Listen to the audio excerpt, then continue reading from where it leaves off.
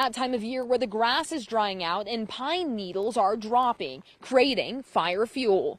However, fall is also the perfect time of year for Flagstaff Fire to do prescribed burns like this one to keep the forest healthy and our community safe.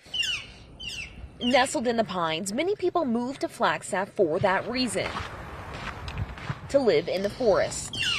However, the forest can also become a tinderbox when it becomes overgrown, which makes it more prone to destructive wildfires.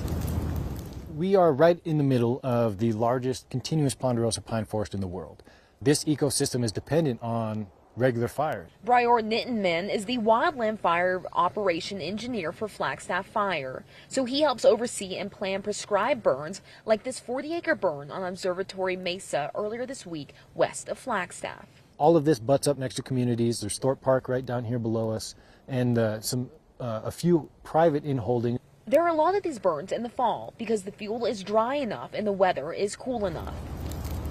This was the last burn for a 2-year project to treat over 200 acres right next to Flagstaff. We consider this a big win for us, just because it is kind of the last piece of the puzzle. Nitman says the use of good fire like this makes the forest healthier, because when there hasn't been a fire for years on end, it increases catastrophic fire risk through overcrowding trees and increased fuels. This ecosystem is fire adapted. There was a very regular fire return interval, and once we started putting out fires, then we get dangerous accumulation of fuel. For Nitman, who's worked in firefighting across the country, it's personal because he was born and raised in Flagstaff.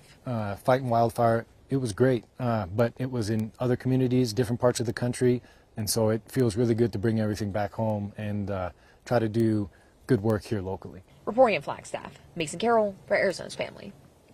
Well, it's November almost